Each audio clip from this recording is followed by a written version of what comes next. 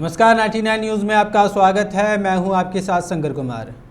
Nirsa MPL से सटे आसपास के दर्जनों गांवों के लोगों ने आज पानी की किल्लत से त्रस्त होकर पूर्व विधायक अरूप चटर्जी, जीप सदस्य दीपाली रोहिदास और मुखिया कन्हई दास के नेतृत्व में एमपीएल के मुख्य गेट को जाम कर बर्तन के साथ धरने पर बैठ गए, जिसमें सैकड़ों की संख्या में महिलाएं भी शामिल थी। लोगों ने कहा कि एमपीएल अपने सीआरएस फंड के तहत आसपास के गांव में पीने का पानी उपलब्ध करवाएं। इतना बड़ा प्लांट यहां होने के बावजूद आसपास के ग्रामीण पीने के पानी के लिए तरस रहे हैं।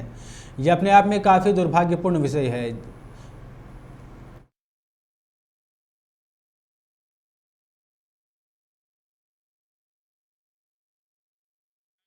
नीतियों के द्वारा सभी आसपास के ग्रामीणों को लेकर यहाँ पर गेट जाम किया गया था। लोगों की एक ही मांग है जो यहाँ पर पाइपलाइन जल्द से जल्द पीछे और पानी की जो समस्या है वो दूर। तो इस पर एमपीएल ने राजी हुआ और एक एग्रीमेंट के साथ जो जितना पाइप अवेलेबल है वो दे देंगे और जो बाकी पाइप है उसकी डीपीआर बना के जिला प्रशासन जो नो ऑब्जेक्शन ली जाती है वो नो ऑब्जेक्शन।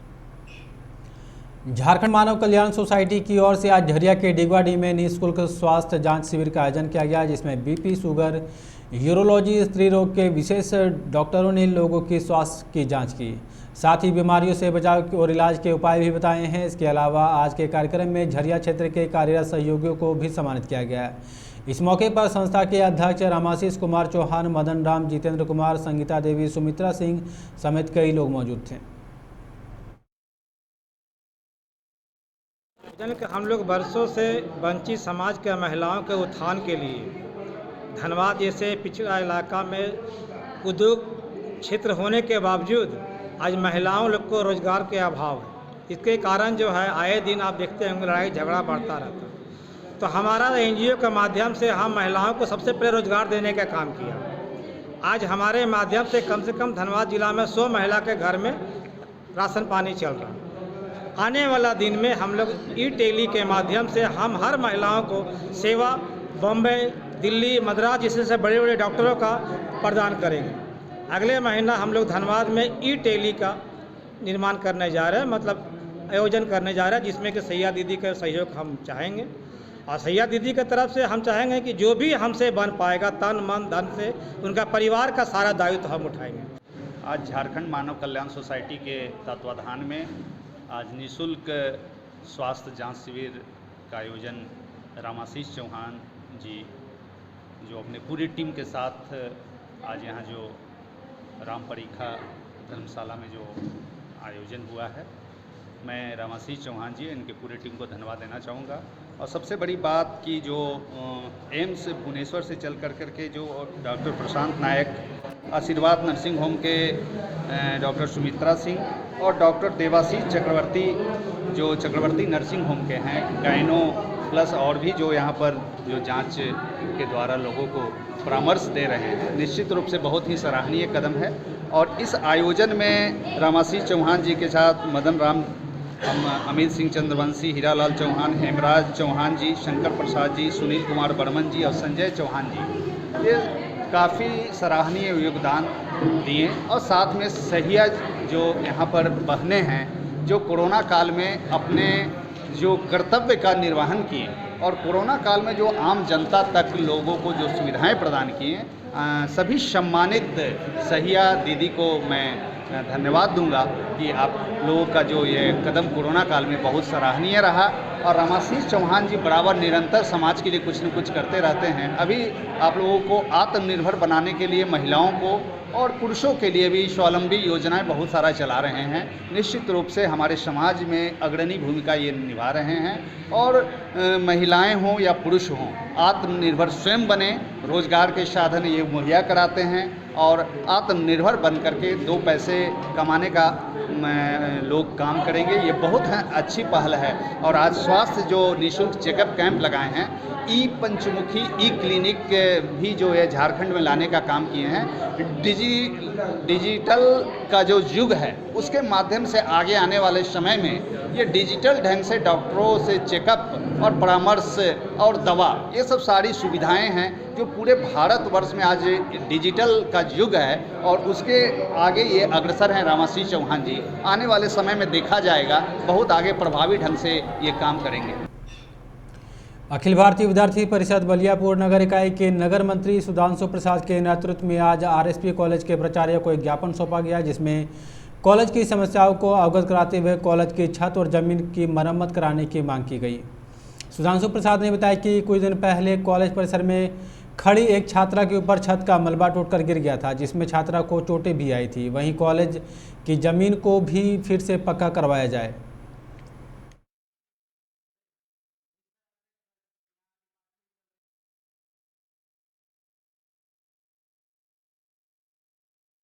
विद्यार्थी परिषद से बलियापुर नगर मंत्री, आज हम लोग आरएसपी कॉलेज में आज ज्ञापन देने के लिए हम लोग यहाँ पर आए हुए थे, जिसमें मुख्य मुद्दा ये था कि यहाँ के कॉलेज भवन में बहुत ज़्यादा खराब स्थिति हो गई है, जिसके कारण कहीं कहीं छत टूट के गिर रही है। एक दिन तो ऐसा हुआ कि कुछ छात्र छात्राएँ खड़ी थी और छत गिर के उसको लगने से छात्र छात्राओं को लगने से बच गया, जिससे कोई अप्रिय घटना होने से बची।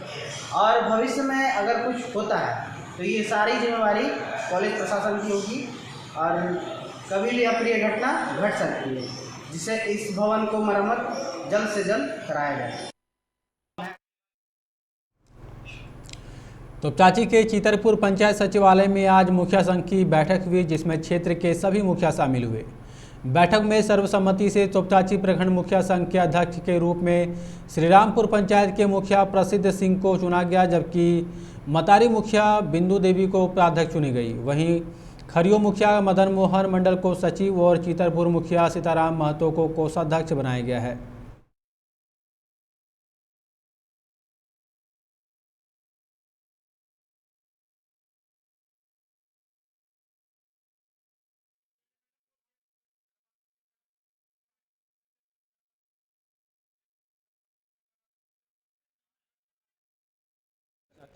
प्रखंड का मुखिया अध्यक्ष बना हूँ, इसलिए मैं पूरे मुखिया संघ को सबसे पहले बधाई देना चाहूँगा, धन्यवाद देना चाहूँगा जिन्होंने मुझ पर विश्वास जताया और अध्यक्ष पद के लिए चुना है।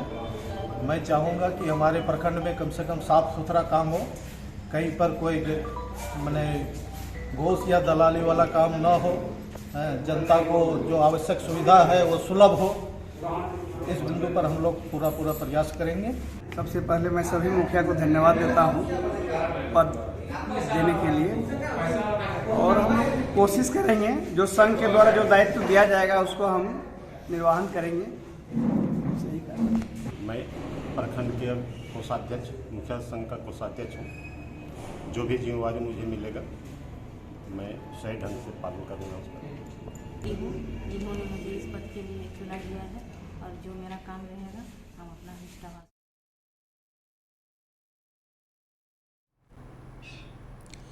बाघमारा पुलिस की पेट्रोलिंग टीम को शुक्रवार की देर रात राजगंज महुदा 4 लेन सड़क पर खड़ी होकर रो रही एक बुजुर्ग महिला मिली, जो कहीं से भटक कर यहां तक पहुंची। महिला अपना घर का पता नहीं बता पा रही है, वह सुनने में भी असमर्थ है। इस बुजुर्ग महिला को पुलिस अपने साथ बाघमारा थाना लाई है। पुलिस ने लोगों से अपील की है कि इस महिला के संबंध में अगर किसी के पास कोई जानकारी हो तो वह उनके घर वालों को सूचित कर अपने साथ यहां से ले जा सकते हैं। पुलिस इस मामले में आसपास के थाना से भी संपर्क किया है। अब तक किसी थाने में बुजुर्ग महिला की गुमशुदगी की शिकायत दर्ज नहीं की गई है। 99 न्यूज़ भी आप सभी से अपील करता है कि इस बुजुर्ग को अपने घर तक पहुंचाने में पुलिस की मदद जरूर करें।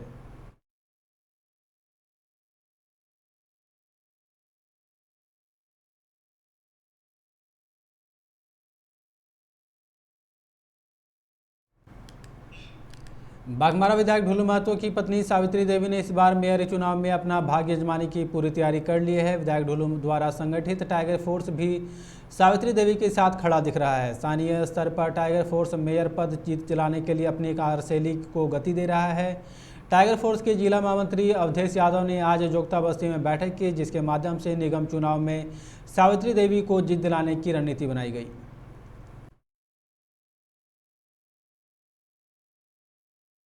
आज का कार्यक्रम था, जैसे हर क्षेत्र में भी हम लोग टाइगर फोर्स सब जगह मिलने का काम कर रहे हैं और हम लोग बाघमारा विधायक की पत्नी श्री सावित्री देवी जी मेयर की चुनाव लड़ेंगे।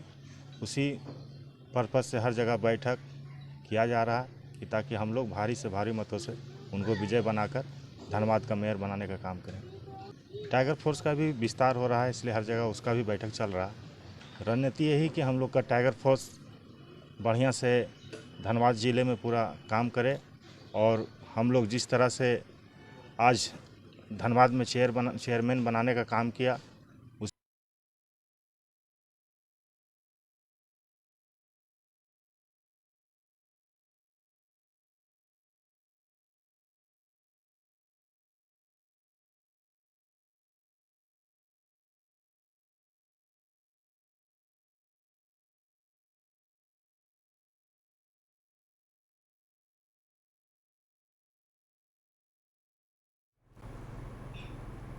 झरिया के रंजीत साव हत्याकांड में भाजपा नेता रमेश पांडे का नाम आने के बाद अब ब्राह्मण समाज रमेश पांडे के पक्ष में खड़ा हो गया है।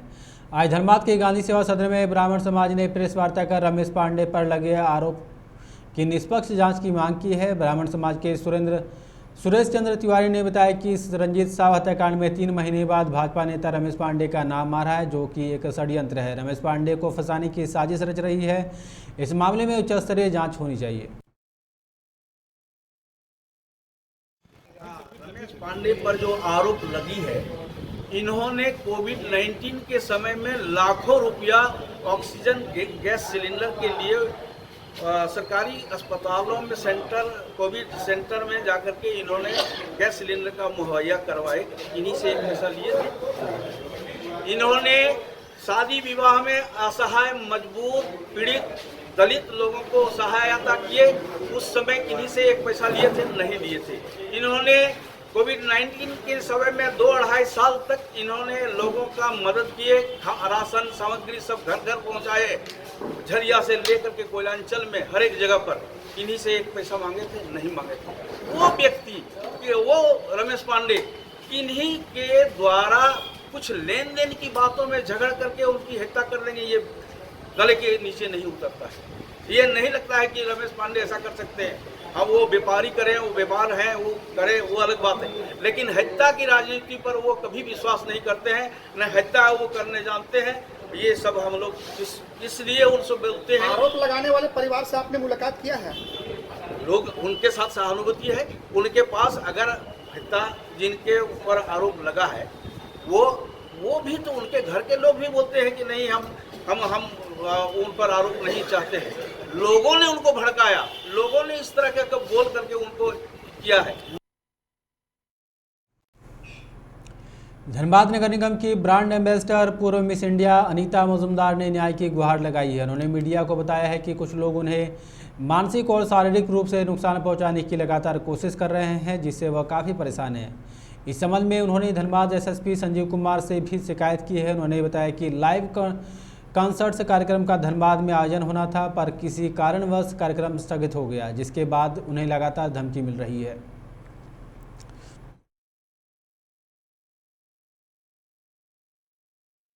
टेलीफोन से तो आप मैं यही बोलना चाहूँगी, मुझे नहीं पता कि इतना बड़ा गेम कौन खेल रहा है, क्योंकि मेरा एल्बम पे पहले सिलेक्ट किया गया मुझे एज ए लीड एक्ट्रेस में। उसके बाद से ये सब जो भी प्रॉब्लम्स हो रहे हैं, इसके बीच में मेरा ऑलरेडी काम चल भी रहा था। मैं अपने काम को छोड़ के इस एल्बम के लिए अपना 1-2 प्रोजेक्ट्स भी छोड़ा। तो मैं अभी के टाइम में मैं यही बोलना चाहूँगी कि मैं मेंटली डिप्रेस्ड हो रही हूँ डेली। और एसएसपी सर ने भी बोला था, एसएसपी सर अपने साइड से बोले थे, क्योंकि बात उस दिन था कि थ्रेटनिंग तक, उसके बाद बात आया टिकट्स का, एक के बाद एक ड्रामा चलता ही रह रहा है कंटिन्यूसली। अभी तक ये नहीं समझ में आ रहा है कि इतना बड़ा गेम खेल कौन रहा है। आप चाहते क्या? मैं सिर्फ चाहती हूँ कि कौन इतना बड़ा गेम खेल रहा है उसका नाम हाईलाइट हो, क्योंकि कोई तो है इसके अंदर जो कि मेरे नाम को बदनाम करना चाहता है। स्थानीय थाना में लिखित शिकायत दर्ज कराया है? हाँ, शिकायत दर्ज कराया। आपको शक है किसी पर?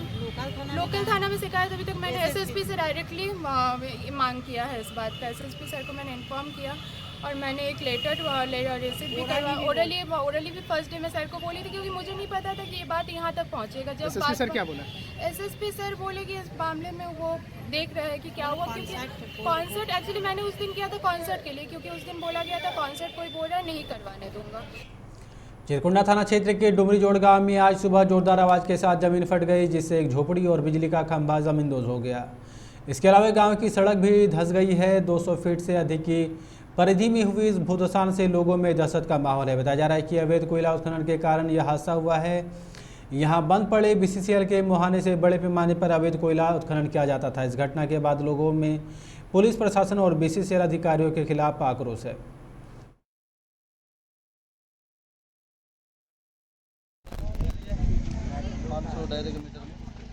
क्या मानते, क्या कारण हो सकता है इसका? पूरा तो जमीन खोखला है। तो BCCL प्रबंधन की कितनी लापरवाही देखते हैं इसमें? प्रबंधन की पूरा लापरवाही है।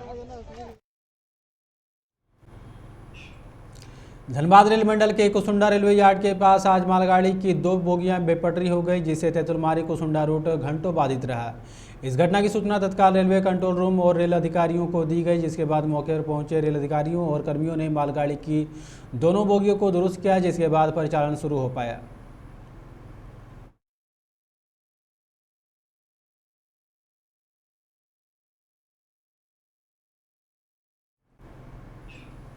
धनबाद के वौसेपुर मिलत कॉलोनी में स्थित किड्स थिएटर प्ले स्कूल में आज स्वर्ग के फूल विषय पर फैंसी ड्रेस प्रतियोगिता का आयोजन किया गया, जिसका संचालन प्रिंसिपल फरानाज साहिबा ने किया। आज के इस कार्यक्रम में मुख्य अतिथि के रूप में आसना अहमद उपस्थित रही। उन्होंने बच्चों का उत्साह बढ़ाया और शिक्षकों की सराहना की।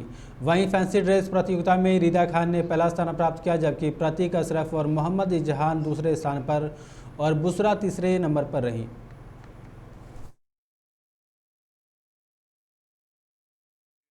प्ले स्कूल में बच्चों का एक fancy dress competition flower of paradise के नाम से अरेंज किया गया। इसमें स्कूल के नन्हे मुन्ने बच्चों ने, सभी बच्चों ने बढ़ चढ़कर हिस्सा लिया।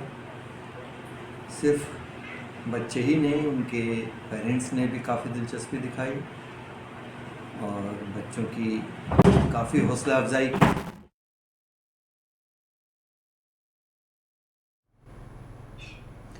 खबरों में फिलहाल इतना ही। आप देखते रहें 99 न्यूज़। नमस्कार।